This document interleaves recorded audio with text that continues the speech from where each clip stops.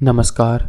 आज हम बात करेंगे कि जो राजऋषि बर्थडे मत्स्य विश्वविद्यालय अलवर है उसके जो एग्ज़ाम फॉर्म है वो किस प्रकार से फिलअप करेंगे।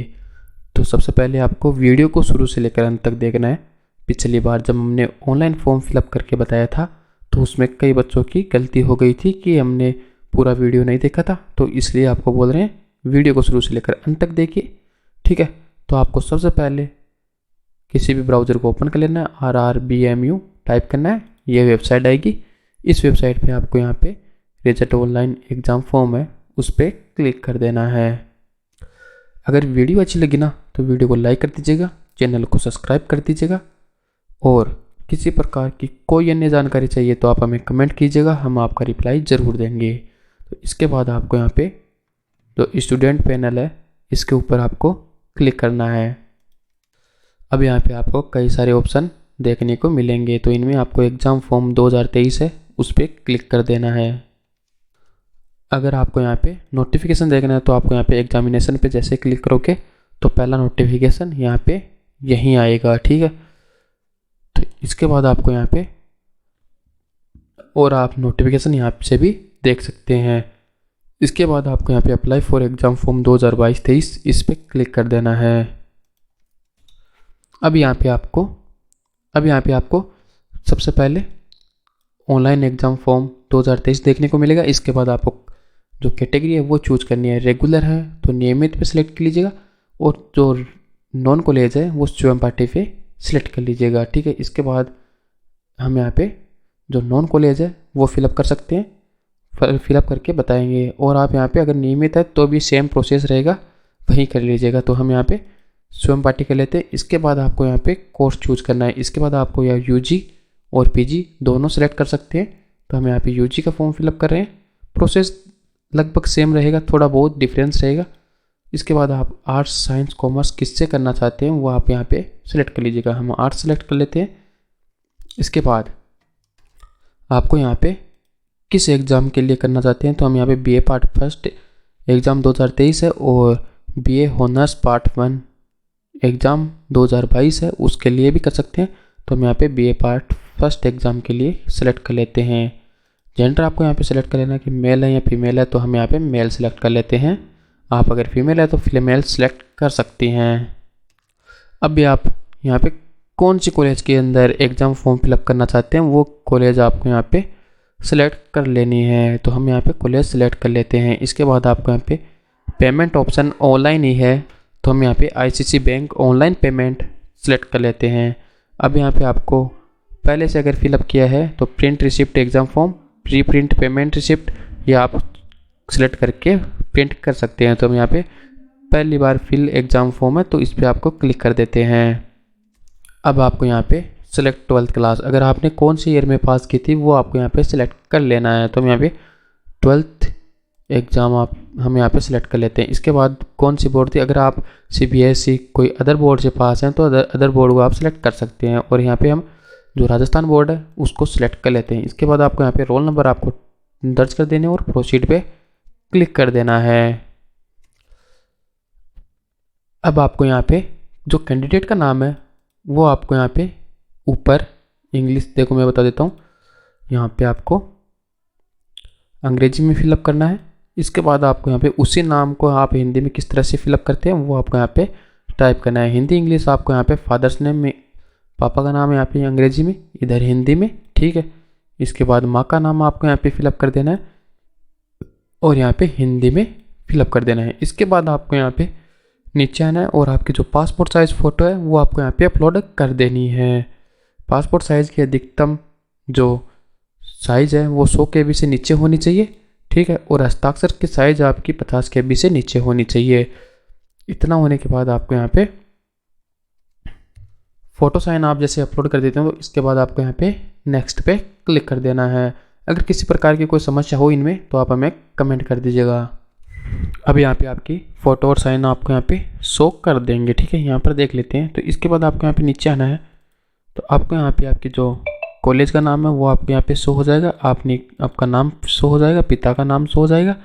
ठीक है, इस तरह से आपका यहाँ पे जो नॉन कॉलेज कैटेगरी है वहाँ तक आपकी डिटेल्स शो हो जाती है। इसके बाद आप यहाँ पे फिलअप करना स्टार्ट होगा। यहाँ तक आपको पूरी डिटेल्स जो आपने रजिस्ट्रेशन करते टाइम फिलअप की थी वो मिलेगी। अगर आपके यहाँ पे कोई दिक्कत है तो आप यहाँ पे चेंज भी कर सकते हैं। इसके बाद आपको यहाँ पे कास्ट कैटेगरी अपनी चूज कर लेनी है। तो हमारी कास्ट कैटेगरी यहाँ पे ओबीसी है तो हम यहाँ पे सिलेक्ट कर लेते हैं।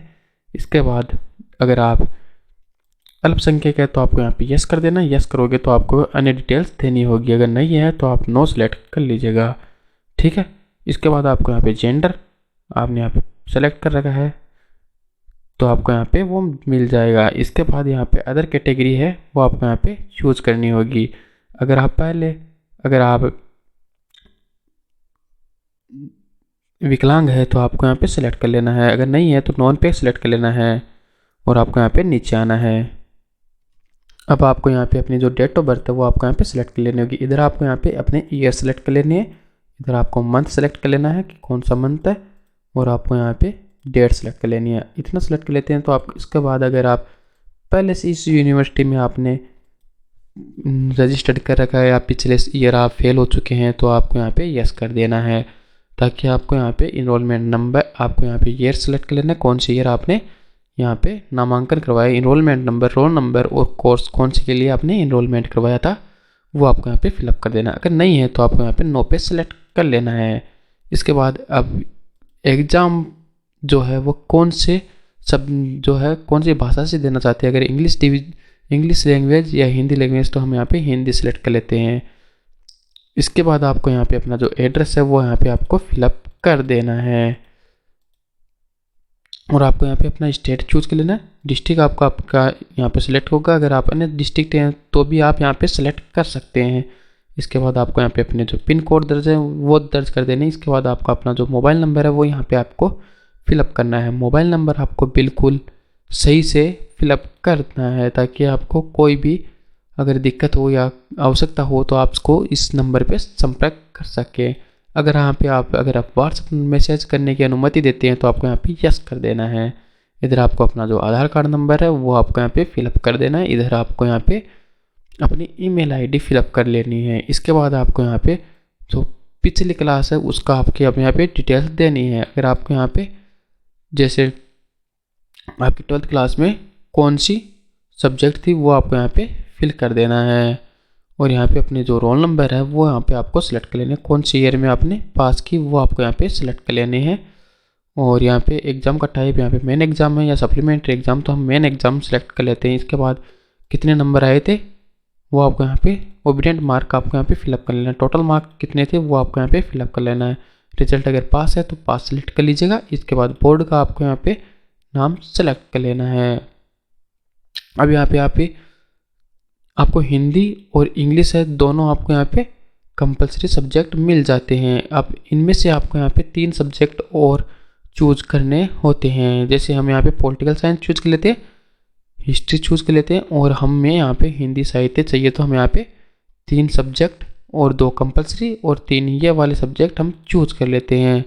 इसके बाद आपके विरुद्ध अगर कभी विश्वविद्यालय में कोई केस बना है तो आपको यहाँ पे यस करके उसकी डिटेल देनी होगी। हमारे यहाँ पे नो पे सिलेक्ट कर देते हैं और यहाँ पे प्रोसीड पे क्लिक कर देते हैं।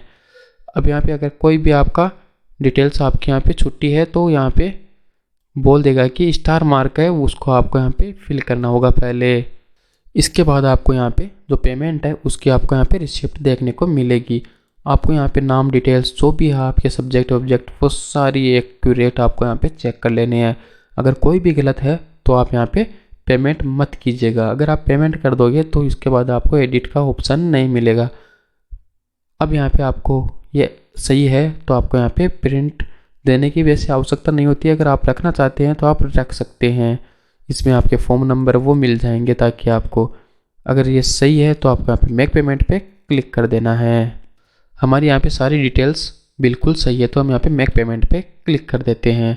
जैसे मेक पेमेंट पे क्लिक करते हैं तो हमारे यहाँ पे नेट बैंकिंग अगर है आपके पास तो नेट बैंकिंग सेलेक्ट कर लीजिएगा।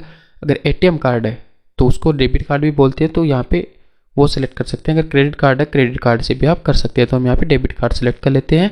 यहाँ पे आपको देखिए कन्वेक्शन फ़ीस 33 रुपये आपके एक्स्ट्रा लगेंगे, जीएसटी आपके यहाँ पे अलग से लगेगी, टोटल बिल अमाउंट होगा 4040 रुपये का, ठीक है।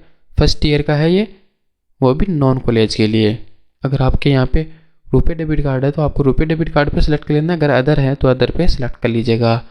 अगर आपके पास नेट बैंकिंग है तो आपको यहाँ पे ज़्यादा नहीं 8 रुपये जो फीस है वो देनी पड़ेगी, 1.53 वो आपको GST के तौर पे। अगर क्रेडिट कार्ड है तो आपको यहाँ पे वही डेबिट कार्ड वाली चीज़ें या चार्ज देने पड़ेंगे। तो हमें डेबिट कार्ड से करना है तो हम यहाँ पे प्रोसीड नाउ पे क्लिक कर देते हैं।